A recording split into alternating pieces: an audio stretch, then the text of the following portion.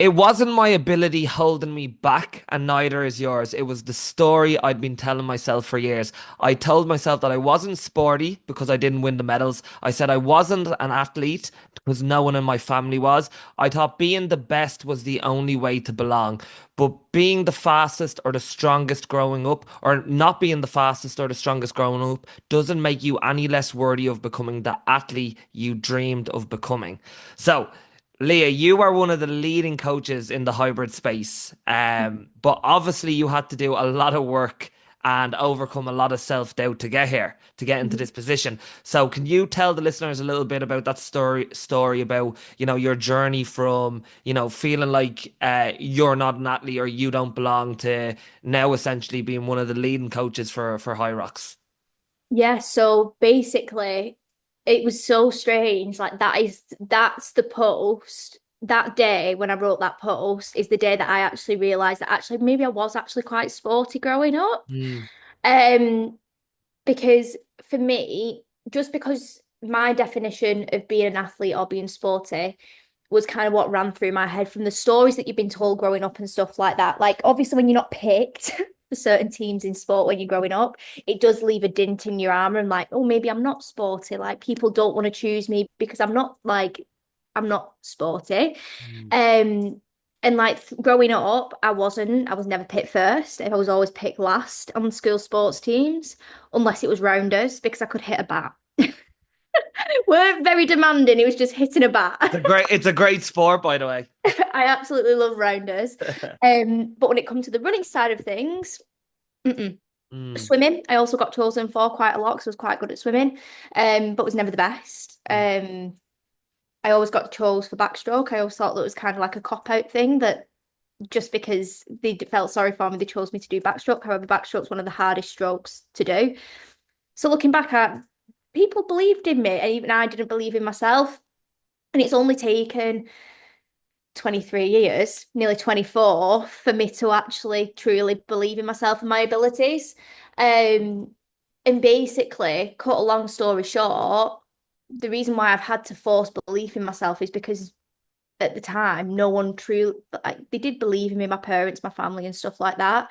But because it's something so different to what they've been taught with and what they kind of grew up with, that they didn't believe it to be true or that could happen to just any person, which is something I had to deal with. Still dealing with it now with my nan, and my brother's currently going through a very similar kind of thing in terms of finding what works for him, but not having opinions put onto him to stop him doing what he actually wants to do. And that's kind of why I struggled so much to believe in myself because I trust a lot of people quite easily. Mm. So, like, people's opinions did matter to me a lot. So, the opinions brought self-doubt massively. And that's the only reason why I've got into sport properly and consider myself sporty now because I've started blocking out opinion, like obviously people's opinions, like at the end of the day, it doesn't mean it's gospel, Mhm. but that belief has come more now in an adult, it as an adult, because I've kind of filtered out the noise and like only trust myself now with what I truly believe in.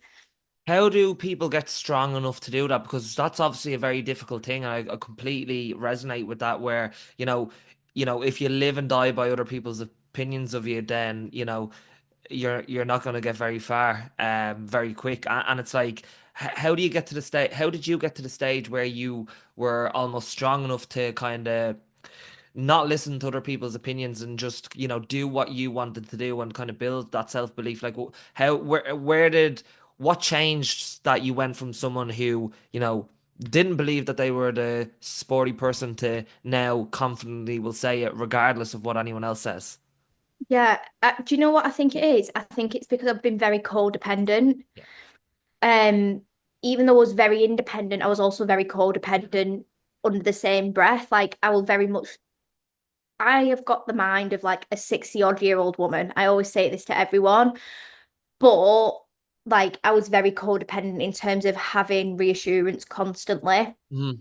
So when I didn't have that reassurance, that belief obviously wasn't there, which then obviously creates that codependency. And as awful as it sounds, like there's always a silver lining to things happening. And I was very codependent on my mum, and obviously she passed away.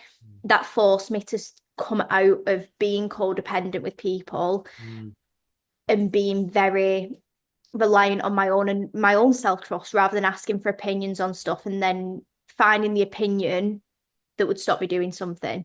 So in your answer to that, in terms of how do you find that strength, it's such a hard thing to realize. I wouldn't wish anyone losing a parent or anything like that on anyone because it's not a nice process that you have to go through.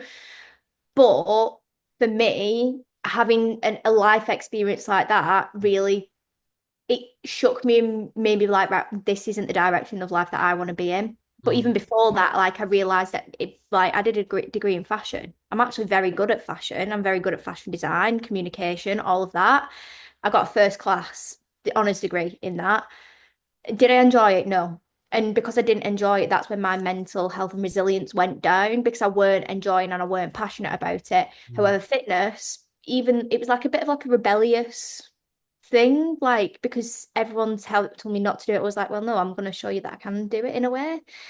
It was kind of like the rebellion against it was the rebellion kind of against what people believed in me. And I was like, I'm going to prove you.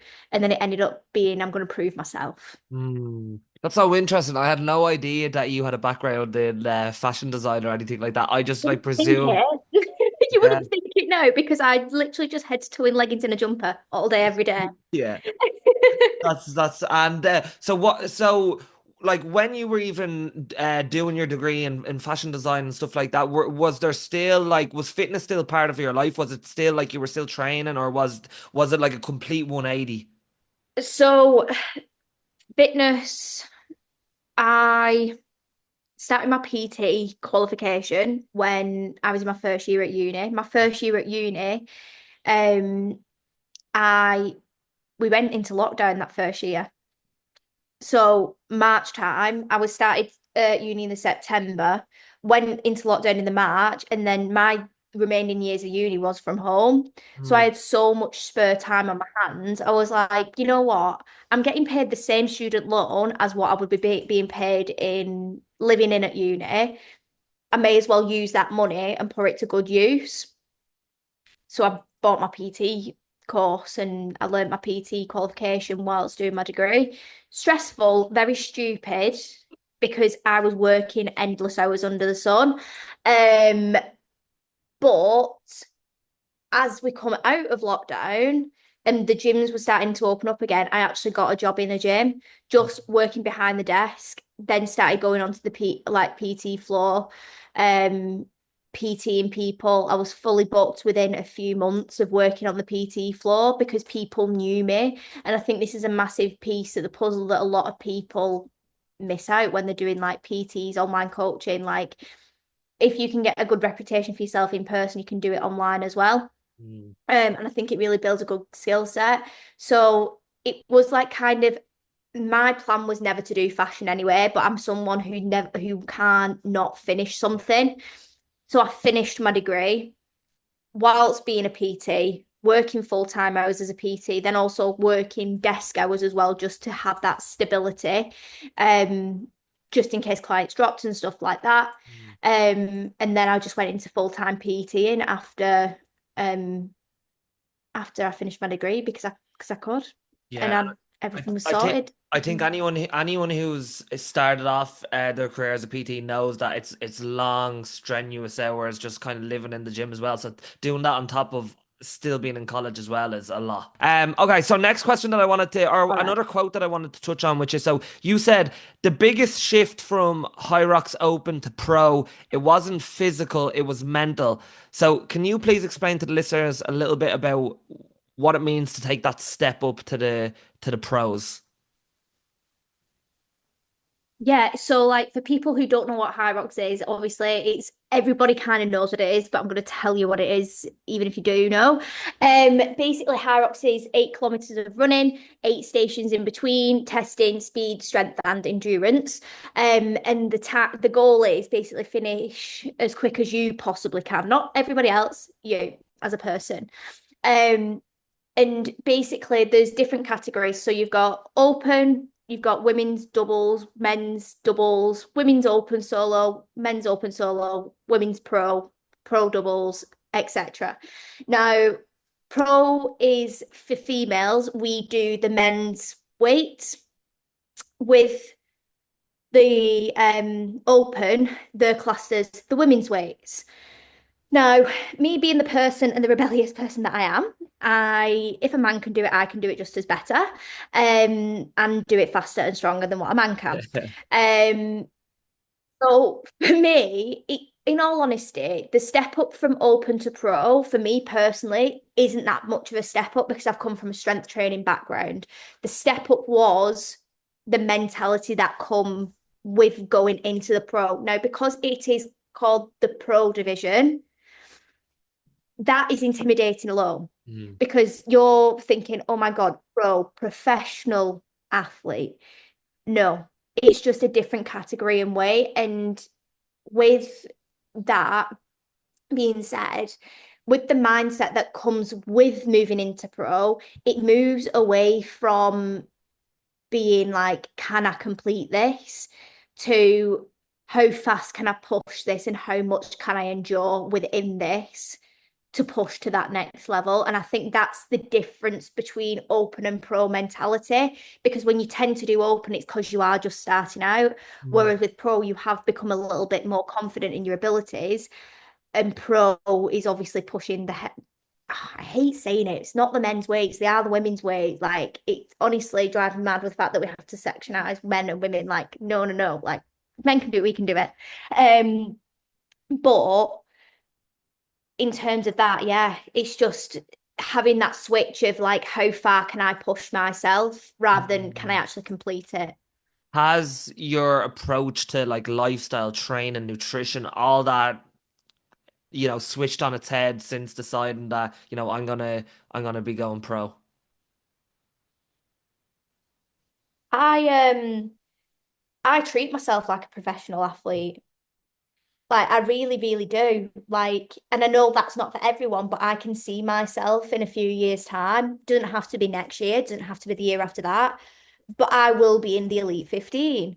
And I want to do it for the people who didn't believe that they was sporty, they didn't think they could do sport, and show them that they can be at the top of the game because you've worked your ass off to be there. So Mm. my approach to being in the pro division will be different to someone else's completely because I've kind of got the long term and long term goal basically of being at the top. So how I approach my training now is how the elites are approaching it. I train 2 hours a day when I'm on my training day. I've got a nutritionist who's managing all my nutrition for me. I just need to eat the food that's being stick to the calories, just stick to the plan. I'm not emotional with my training. Like if it's the planned, we go with the plan. We don't just kind of make an excuse, kind of like we stick to the plan. Obviously, certain things will come up, stop me doing that, but there's always a different way around it. I will never use something to my disadvantage because with me, I perform at my best when I have stuck at the plan with everything. For example, Berlin next week. I've never been as disciplined with a plan in my entire life. I thought I was disciplined before, but wow, I've proven to myself in this last 6, 7 weeks how disciplined I can actually be and how much I can achieve mentally, physically with my training when I actually do truly, truly stick to the plan. And that's not just the training, that is the recovery. How Mm. many hours sleep am I training sleeping in the evening? What supplements am I taking to make my recovery even faster? Am I sitting in my recovery boots for an hour a day? Yes, I absolutely am, just to make sure that my legs are flush so I can go and do a harder session. And I have a different lifestyle to what other people do. This is my job. This is part of my job. Obviously, I've run a very successful coaching business, but I work my coaching business around me for Mm. that reason, so that I can be the best I can and show up for the girls on our team as best I can do as well. So yeah, basically my way of coaching and well, my way of training now is very different to what it was because if you want to be the best, you have to train like the best. I liked how you even just touched on. I thought I was disciplined before, But you know, obviously, I've reached a new level of what discipline actually means, and I think you Yeah. know that I think a lot of people think that they're disciplined when they're training and stuff like that. But you know, I'll miss a training session here, or I'll stay up a little bit later here, and I'll do this. And like you've touched on there, even like not missing recovery, like it like everything's surrounded around that goal. If it's going to be that level of elite performance. Mhm. Yeah, Um, absolutely. Like it has to be. yeah. Um, One thing that I wanted to ask you was, you know, of all the things that you could have pursued and competed in and been successful in and, you know, make a successful business around, why has Hyrox captured your attention more than anything else? Because it's for everyone. There's no discrimination against who you are, where you're from, what gender you are, what you look like, how you perform. Like it truly is a sport for every single body. And when I say everybody, it's not like as a collective like body, it is individual bodies. Every single different type of body that you can have, it is a sport for that. And for me, the barrier to entry to HYROX is so minimal, which is amazing because you've got people doing it to get healthier, not just for a time, but they're doing it for the health. And I find that so inspiring because the fact that they've never probably been in sport all their lives and then they're doing this, which is crazy, like 40 50 year old women doing this because they want to improve the health going through menopause. Like it's crazy. And you've got other people on the other end of the spectrum who are like me, who do want to push high levels in this, that they're given an opportunity to be top level performing athletes without having to sacrifice. And I don't say that anything like to change there has to be some sacrifice. You can't keep doing what you are doing now if you want to be better. Mm. But yeah, that's why it was HYROX, because I've never seen anything like it that is inclusive. Because things like CrossFit, I do like it. I use CrossFit modalities within my training, but could I perform at a high level in CrossFit? No, my body is not designed to be a CrossFit athlete. I've got such long limbs, I've got very long legs. Me doing an overhead snatch, I end up falling backwards. Like, on a serious note, I can't, like, my body's not designed for that. It's laughable. But get me on a running track, I'll outrun everyone. Do you know what I mean? And the actual movement standards in HYROX aren't hard to do. So everyone can learn to adapt to do it because you might not be able to do it at the start, but you can learn and evolve and do it as you progress further. Yeah, that's what I actually really like about HYROX as well is that, you know, like you said, the barrier to entry is, you know, you can get in and start training straight away for it, which is great. Whereas with CrossFit, there's a lot of skill-based things that it's very, very difficult for, you know, the general public who might be, you know, sitting at a desk for the last 20, 30 years. They might not have the kind of mobility to do some of them kind of Olympic movements, but you can get going straight away. And again, like you said, that you also then have the competitive edge to that if people want that. But going from obviously, you know, doing pros and the competitive edge and what it takes to be at that level of the sport, and more so even just talking about, let's say, people wanting to do their first ever high rocks and just, you know, competing to give it a go and see what it's like. And maybe they haven't really been training their whole lives. Maybe they are kind of just getting into it for the first time. Like, how should someone mentally prepare for their first High Rocks event if they're starting from the start? Honestly, don't put pressure on yourself. Do not put pressure on yourself. And even have this conversation with people who have done multiple HYROX events. And I have this conversation with myself every single time because you do not know how you're going to show up on that day. Like Mm, you really don't. You can plan, you can prep, you can have the best plan in the world. You don't know what can happen on that day. On the way to the venue, you could, for example, be delayed on the train, which means that you're an hour late getting to the venue and you're literally cutting it close to get to that start line. mm. How stressed are you going to be? you're not going to perform at your best when you're so stressed. You can also be the other way around, where you get there in plenty of time, but because you've been there too early, you're stressing yourself out even more. And it's like so many different variables that can go into it. And when you've not been in a competitive environment and a competition environment before, like ever in your life, it's learning this whole new skill set that some people have been doing all of their lives. Mm. And it's so easy to get caught up in that comparison too when you are at that start line. Because you look around people, you will size people up. You'll be like, oh, can I be like, are they going to be faster than me? Am I going to be slower than them? Even I do it now. Like in Berlin, I'm probably going to be at the start line with Meg Jacobi. Like, if people don't know who she is, she's one of like the top athletes in HYROX of the sport. I can't be comparing myself to her. Like, I just cannot be comparing herself to me. However, I do have a bit of a devil on my shoulder, let me tell you. He's like, should I try and keep up with her? Just to try, just to try and see if I can keep up with her. I'm not going to do that. I'll be fucked after the ski. So if I can't You, swear, but you can like, swear, don't worry. I'll be absolutely fucked after the ski if I did that. But on the note, if people are doing this for the first time, you can't put the pressure on yourself. You can't have an expectation of a time because yes, you may have an ideal in mind, but the celebration is the fact that you got bloody well through it.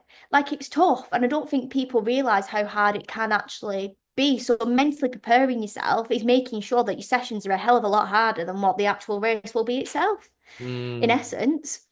That's a really good point, isn't it? About make the training sessions hard so that the race is easy. Yeah. Yeah. So what about athletes who I think your program's called is it the hybrid program? What's it called again? High life. High Life, yeah. Let's say the athletes that you have Yeah. in the High Life program as well. What about, when they have an unexpected, result in their race? They did have a time in mind, but they didn't quite get there. Like, how do you deal with athletes who get them kind of setbacks? Because I'm sure there is disappointment there. Absolutely. And I say this to everyone, there is no journey or prep that will ever go perfect. And if it does, people are going to be lying to you. Um, because yeah, even though I've been as disciplined as I have been for the last 6, 7 weeks, have I come up against shit? Yeah, I have. Have I had to deal with shit? Yeah, I have. And the thing is, people see this perceived perfection on social media. They have this standard on social media, and that's when the comparison comes in, which is why, if we like realistically, if HYROX, you weren't allowed phones, you weren't allowed to post your time that you got, would people be upset with the time that they achieved? No. So everything that I say to everybody is the fact that that exact sentence, but then also as well, that with our girls, we're very, very heavy on the mindset side of things because you could say that you are the toughest person of the in the world and something doesn't bother you, but it really does because our mindsets are very, very delicate. We don't like our ego being bruised or hurt. So a lot of the things that we do with our girls to help overcome that and help them use it as a productive thing is Mm. actually analyzing the race, like what worked well, what didn't work well, what lessons can we learn for going into the next one, and how can we use that to our advantage rather than being like, oh my God, the world is ending, like I'm not doing this again. I didn't get the result I wanted to. I'm poor off for life. Like that's just not how it should be. Like, yeah, it's all right if you don't want to do it again, that's fine. I'm not going to drag you in kicking and screaming to that start line. It's your choice at the end of the day. But also as well, you're acting on emotion here. Like if you're wanting to get better, you can't act on emotion. Yes, emotions can be present, but you can't let them rule your decision making.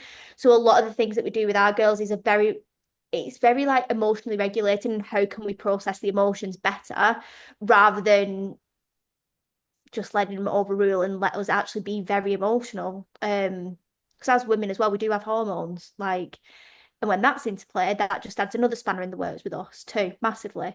Um, but I'm very proud of us as a team and coaches by putting that as the forefront of our mind when it comes to coaching females because those do have a massive impact in how you emotionally respond to a race result because you could perform at your best, you could actually achieve the time and still not be happy. Mm, Like yeah. I've done that myself. I've had clients who have finished a race and said I felt like death throughout that whole race because I was so in my head, but then still achieved an 11-minute PB. Mm, yeah, that makes sense. So I don't think it's ever about the time. I don't think it's ever about the outcome. It's how you feel during that race. And Mm, what we do with our athletes is make sure that they are feeling good, yeah. like they're feeling incredible throughout the whole race by preparing them mentally for how hard it can get, but then also as well, building things in like breath work before you're racing. I've got a track list of me being motivational for sending to the girls that they can access in our vault on our app, where they can just listen to that before they go into the start tunnel and like, right, let's fucking go, let's go and get it. And one of the girls, she had one of her best races. She always gets nervous before races. She's listened to one of them and she's gone and absolutely smashed it. She didn't get the time that she wanted, but she was very proud at how she felt through it all because she didn't feel nervous once. Mm. Going off on Yeah. that, like you touched on how you know, regardless of how they feel after, whether they're happy with their time or they're not happy with their time, you know, you will go back and you will kind of look at what went well, what didn't go well, what we can improve on and stuff like that. So I suppose for those listening that have maybe done a couple of races but want to improve in certain areas, I suppose I wanted to just kind of touch on kind of the training performance side of things and things to do and things not to do and things that can help and stuff like that. So do you have any tips for people listening who want to actually improve their running time? Yeah. Use data, use numbers with everything. Even like coming to this race times and stuff, like always use data because it takes the emotion out of doing something. Because when you, a lot of the people we coach are very much like, we need to do more. We need to do more. We need to do faster every single session. Like that's the mentality a lot of our girls are in when they first start working with us. Now, it's shockingly, you don't need to be running a 5K every day and trying to get a PB every single 5K that you do. What you need is a little bit of structure and a little bit of guidance, which is formed by data and numbers, because again, it takes the emotion out of that. Once you've got the data and the numbers of where you are now and where you want to get to, you can really structure and periodize your training to like progressively increase to where you want to be because you don't need to be, say, running a 21-minute 5K next week when you're only running a 27-minute 5K this week. Mm, Like, that's just not how it works. You're going to get injured, you're going to burn yourself out, and you're going to get bloody frustrated and feel like you're failing because you've set yourself an unrealistic expectation because there's no data informed decision there. So, for anyone who wants to do improve the running, look at the numbers that you're hitting now, look at the numbers that you need to be hitting to hit a certain time that you want to be hitting, and then work backwards and reverse engineer it. mm. Do you think so? So, like you said, they're not going to go out and do like try and do a 5K PB Yeah. every week because that's just going to lead to burnout and injury. So what would you suggest? I know there'll be some people on the podcast or who listen to the podcast that will understand things like zone two cardio and zone two running and stuff like Yeah. that. Could you explain a little bit about kind of the different kind of strategic ways in which people can improve their running?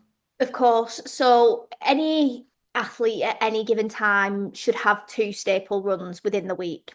Whether that one is an interval session, so whether that is working on distance or working for time at your say 10 to 20 seconds max faster than what your 5K PV time for say 1,000 meters, for example, repeated 6 times. That's just floating numbers off the top of my head.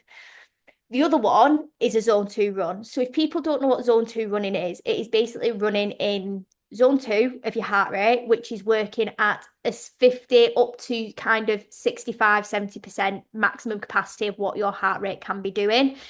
And by doing that, it's going to build that aerobic base. That's what zone two does. Now, if you're anything like me, even though I am so incredibly fit, my heart rate can't run in zone two because it just rockets up. Mm. Don't know what it is with my heart rate. If anyone who's listening to the podcast can tell me, that'd be great. But I've had testing. It's absolutely normal. My resting heart rate is actually 38 beats per minute. Like it's ridiculous, but I can't run in zone two. It doesn't make sense. The math doesn't map on that one. It's very confusing to be quite honest. You But have to do Lhea math for for your for runs. that one, oh my God. But zone two running is where you're running at basically that lower heart rate zone, which will help you build that aerobic base. However, if you can't run in that one and you are just starting running and you can't stay in that heart rate zone, swap it to a bike because you can Mm, get into that zone two bike super easy. It's very, very low impact and it's also going to protect your joints as well. Even with the zone two running as well, because it is lower impact, your mm, body's going to be able to adapt to the changes made. By having a combination of them too, whether you're in season, whether you're out of season, it's going to really help build your running up, whether that's because it's combining the endurance side of things and it's also combining the speed that you need for HYROX too. That's a really good point on the bike as well, because I think people have this misconception that to get faster at running that they need to always be out running. But if it is impacting your joints or you're constantly getting shin splints because you're not used to running and you're not used to the volume, like being able to substitute something like that is obviously going to be beneficial to keep you consistent. Yeah, exactly. And it's like prime example, one of our clients, she had an injury when she started with us and she was adamant that she wanted to still race. So we was like, right, we're still going to let you race, but we're going to do it a different way. She did not run at all for 8 weeks working with us, and she did her HYROX race. And it were 8 weeks. I think it was 6 weeks actually between races. So she did Manchester and then she did Glasgow. 6 or 8 weeks in between them two, and she got a 4 minute PB. Mm, She did not run a single thing. She was going ham on the ergs for her intervals. She was doing zone two bikes. She was doing zone two rolls and skis. You don't need to run to get better at running. So if you are, say, for example, having an injury right now, don't panic. There is other ways to do it to get better and stronger at as well. mm. I feel good doing it at the end of the day.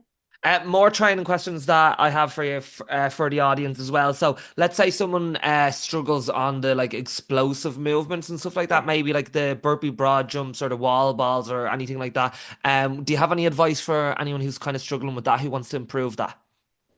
Well, you could be me and have to do 200 wall balls at the end of every single session and just get used to, get used to it. But I do have 100 wall ball patch now. So I'll take it. It does work. Oh, we're However, also Lee, we're talking about maybe their first or second HYROX race. um, we're not going to go to the 200 wall balls just yet. Yeah. But what I'd say to everyone is train movements outside of their movements. So Mm, to be more explosive with the burpees, can you do plyometrics or can you do box jumps? If you can't do a box jump, can you do a pogo hop on a single leg? If you can't even do a single leg pogo hop because a stability issue or whatever, can you just do hops? mm, Like, can you skip? Like little things like that will really, really help build that explosivity with, say, the broad jump. Because essentially, if you can jump further, you're going to have to do less burpee broad jumps. yeah. We don't want you to go high, we just want you to go long. That's a But really good even tip. breaking down the movement of being how far can I do a broad jump? Mm, Can you do broad jumps? Can you do 20-meter burpee broad jump, but break it into, say, instead of, say, 10 jumps, can you break it into six? Can you break it into five? Like just test yourself each week, getting longer and further, mm, basically. Then with the burpee side of things, can we do like anything explosive? Can you do press ups? Can you do bench press, incline bench press? Little things like that. And then also core stability massively on the burpees, because obviously you'll coach people yourself in person and stuff. It's so easy to hurt your back on a burpee because people don't brace the core properly.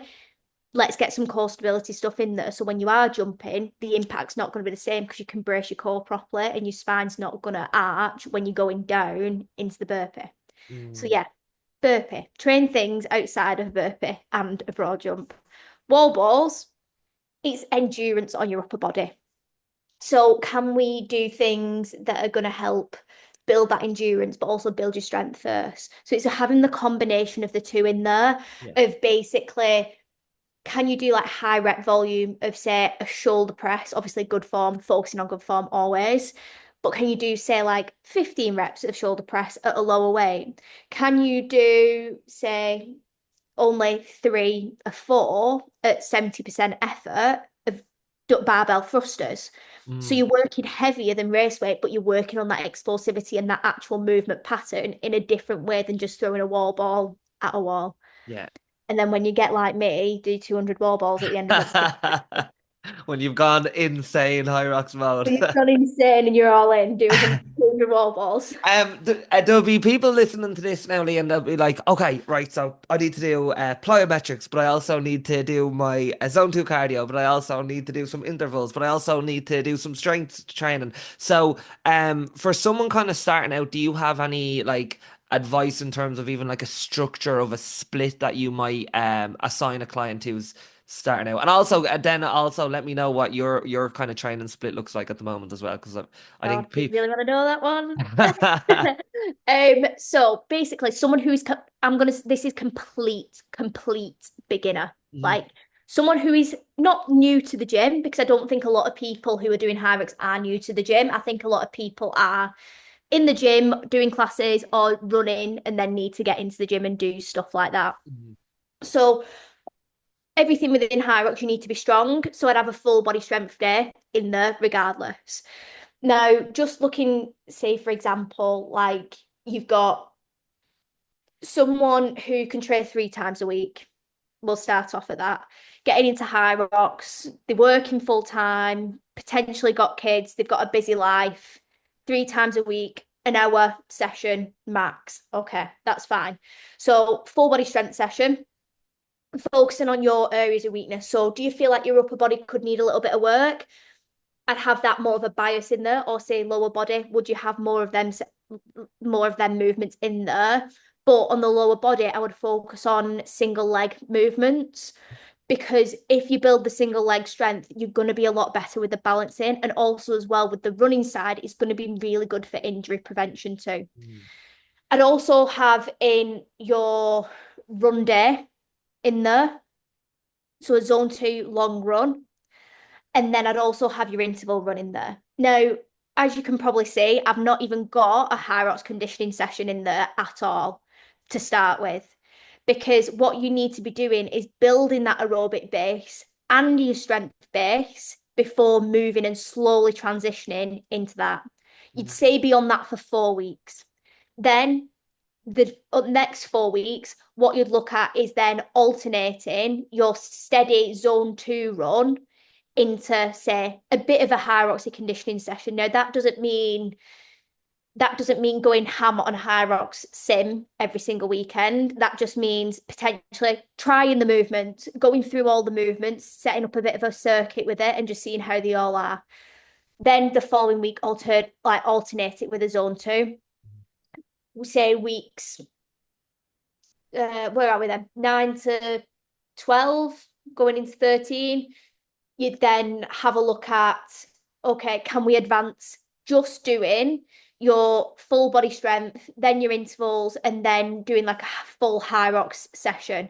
Because ideally, you've built your base in that first like 9 weeks, Mhm. and then you go into transition into like a HYROX phase, and then you'll do another month of that. So like 16 weeks really of building up to like a full HYROX with that kind of layout. Does Mhm. that make sense? That makes perfect sense, yeah. And so yeah, so like I think for people just starting out, like it's probably a good thing for them to hear because they realize that, oh, I actually don't need to be training every day to get prepared for this.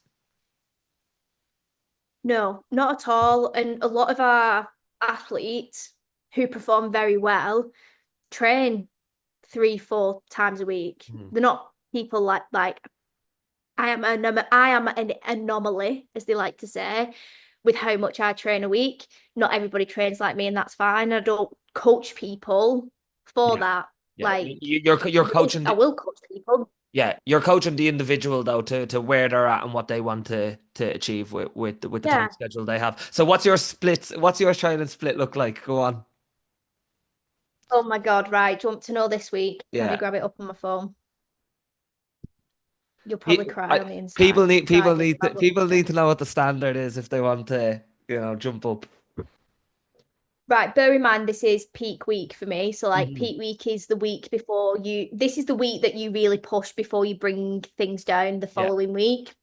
Yeah, we're gonna talk. I'm gonna So ask you about Monday, tapering after this as well. okay. So Monday was a full body strength session. Mhm. Then straight into 3 times 8 minutes at threshold pace.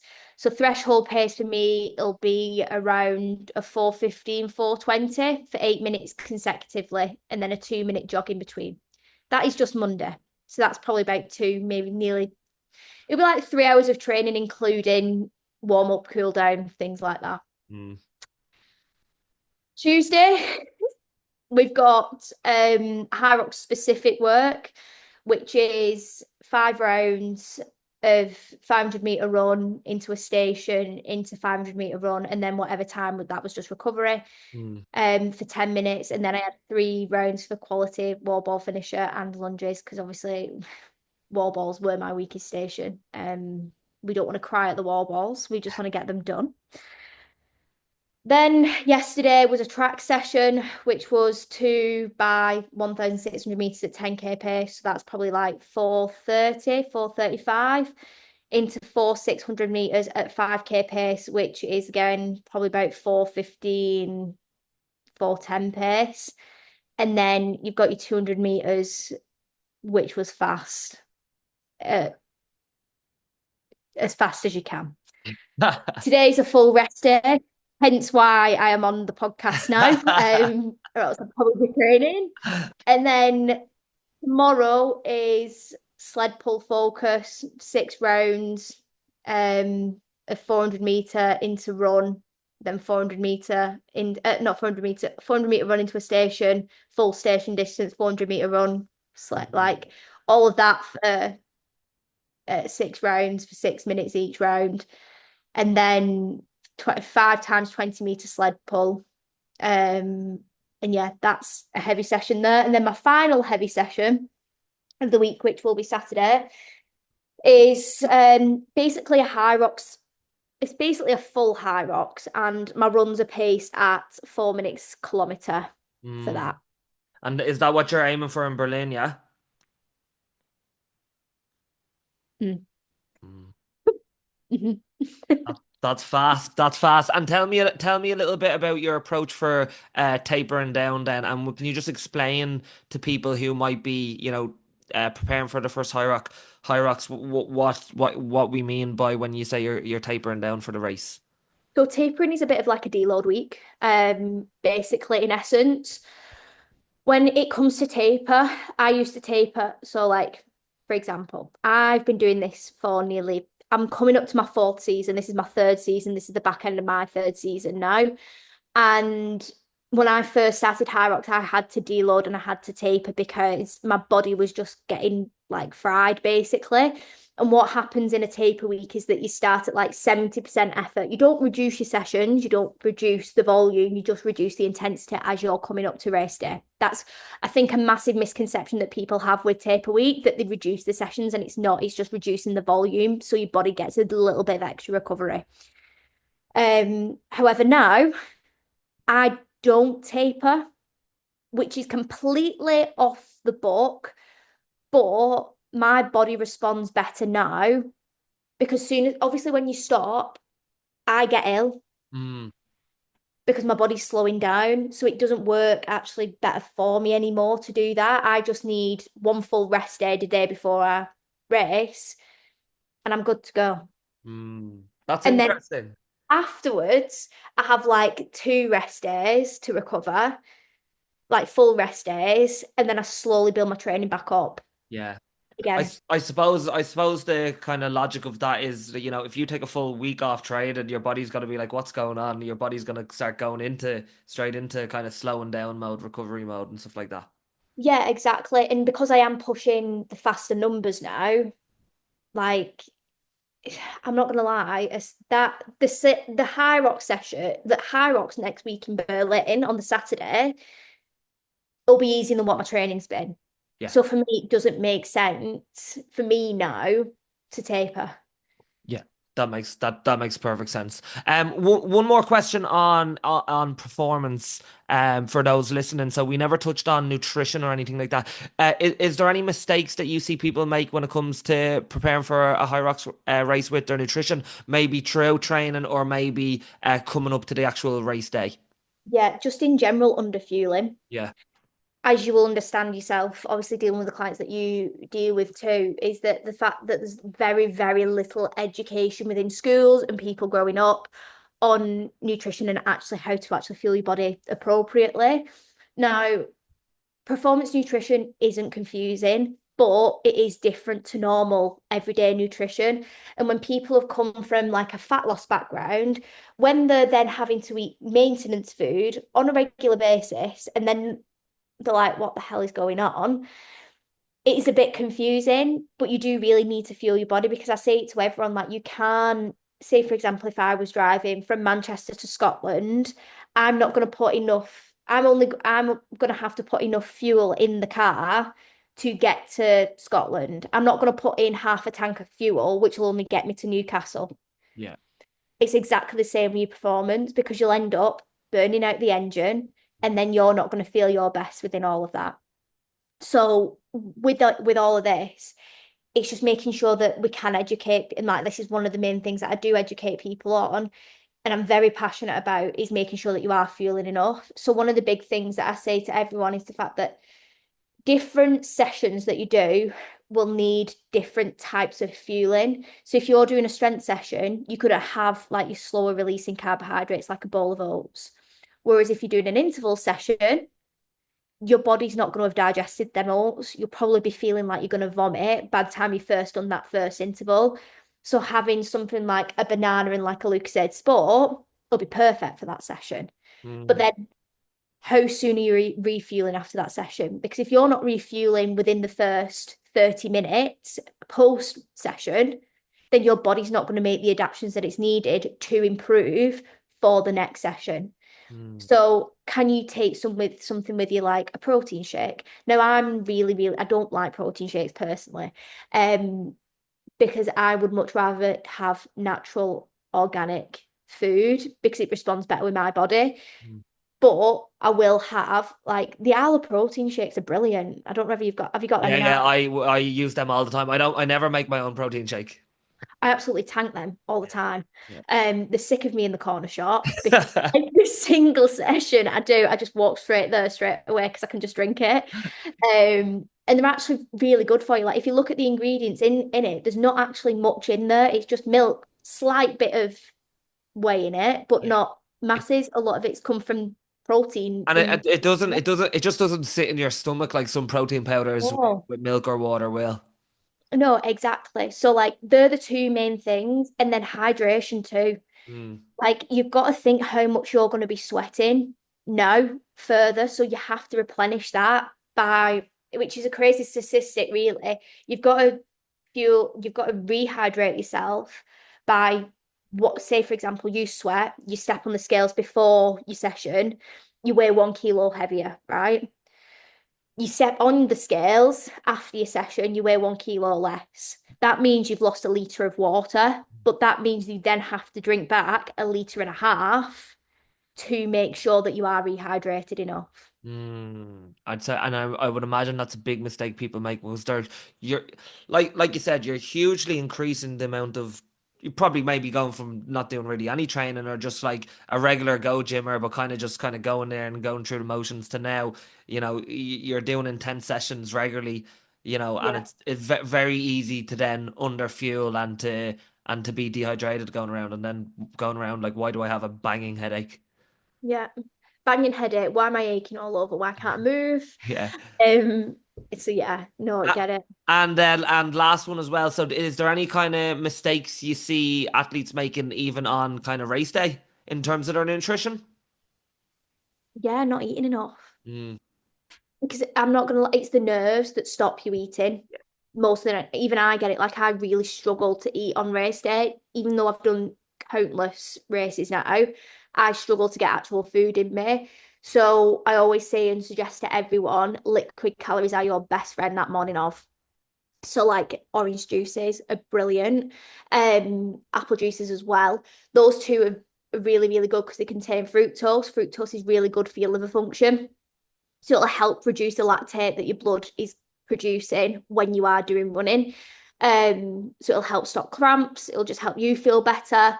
And you'll be able to do more because your lactate isn't being produced as highly. Then you've got things that are really easy to eat, like a banana, stuff like that. Percy pigs, my best friend. Honestly, I need shares in Percy. I absolutely tank them on race day. And then like Powerade or Lucozade Sport. Yeah, It was really, really good to get in.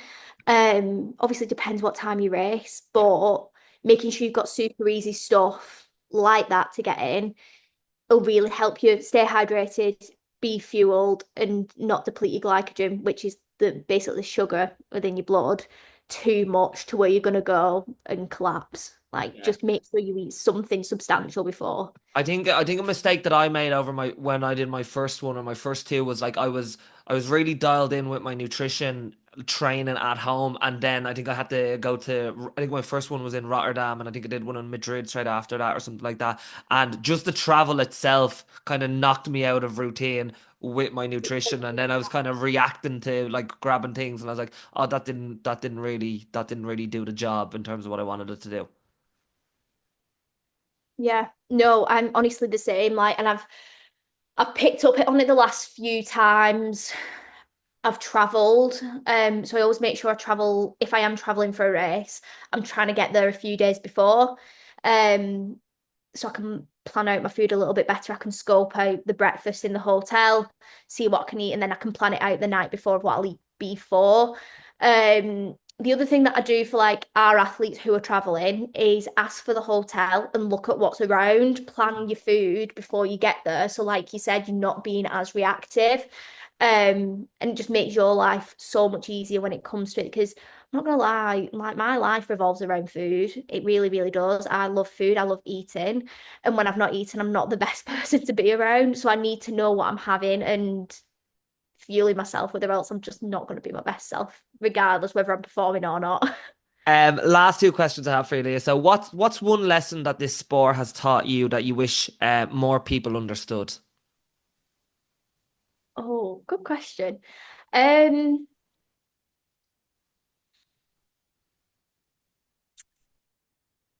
it's got to come back to the self-belief, like actually seeing what you're capable of.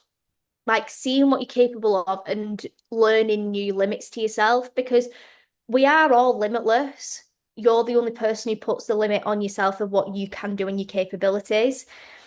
So it's for me, it's proved to me what I can actually achieve. Like me turning around saying that I'm doing a HYROX session at 4 minute kilometers on Saturday, I'm not gonna lie, it scares me shitless.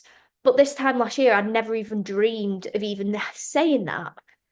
So like it's proved to me limits that I never thought I would be able to be. And I think that's something that everyone needs to see. Like it's not a bad thing if you're not the best at something straight away, because you can learn to be. And that's the main thing. Yeah, and I also like it's great seeing you break down your own limiting beliefs through that sport, but I also see you getting as much satisfaction in, the clients that you coach and when they complete a race day and stuff like that. And you see someone who never thought that they'd be able to complete a race like that or, challenge themselves like that, and then they do it, and then it's like, oh, like the confidence that builds up in them, like it's a very satisfying feeling for a coach. Honestly, it's insane. I literally when I didn't go down to London this weekend, but whenever I watch my clients race, I don't like them calling my clients because they're more my friends than my clients. Um, when I watch him race, because I've seen the journey, I've seen the hard work, I've seen the determination, I've seen the showing up when you didn't want to show up. For me, it's just like it's it's a relief in a way to see you cross that. I know obviously you're going to finish that lap, cross that finish line, but for me to see you, the product of all the hard work, do that, I cry every single time. Every single time. I get so, I know you shouldn't get, people say don't get emotionally attached to your clients, don't be friends with your clients. I don't care. That's how we get the best results with our clients Yeah. at the end of the day. And I want to be invested in your life. Like, I don't want you to just be treated like another person. Like, I actually care. So do Kirsty cares about our girls, Chloe cares about our girls, every single one of them. And it's just amazing to see when people do finish and they're like, fucking hell, I actually achieved that time. Like what the hell has happened? Do you know what I mean? Like it's just great to see people prove themselves wrong. Yeah, it's like like it's a relationship at the end of the day, and you should be invested in it. And I always found that a strange thing when people said, "Oh, you shouldn't be friends with your clients." I always found that bizarre. Last question I have for you to finish off: how would you define success in your own life? So you know what? This is probably one of the hardest questions you could ask me because even though I know I am, I don't see myself as successful Mm, because my goalposts are very high mm. and I keep moving my I was about goalposts. to say that, it must be a case where it keeps on getting moved further and further back. Yeah, because with me, I achieve everything so fast. Like everything is done on purpose with me. But then I unexpectedly don't realize that I've achieved it. And then I'm like, oh, we've done that. And didn't even realize. Um, but I think this is something I'm working on this year. I This was is about, like a very big, like personal goal for yeah. me to sit and embrace my successes because I definitely do not do that enough. Yeah, I was about to say, is it a So in trap? answer to that question, Mm, yeah, in your answer to that question, I don't know what success is to me because I see success in my clients. I see success in my coaches who work for me, but I don't see success for myself. what makes you content? What makes you happy day to day? Mm, I'm just happy. Like, I think because I'm actually living a life I dreamed of. Like, I actually am, this is the life I dreamed of. Mm, So for me, in essence, I am successful because I have achieved everything that I wanted to. However, for me, success isn't a thing, it's a feeling. mm, And I'm still yet to find that feeling with everything that I'm doing. mm. Um, I know you're a busy woman, so I really appreciate your time today. If people wanted to All reach right, out don't and ask worry. about coaching, they wanted to even ask you questions about events they have coming up. If they wanted to just keep up with the Yeah. work you're doing, where can they find you? So you can find me on everything. And it's just Lhea.Terzaki. I'm pretty sure you'll put my how you spell my name in there somewhere. Um, but yeah, it's just Lhea.Terzaki. Or if you want to look at coaching, it's highlife.coaching on Instagram. Okay, we'll make sure it's all in the show notes. Leah, thank you very much for today. It's been an honor and a pleasure to talk to you as always. Perfect. Thank you, Carl.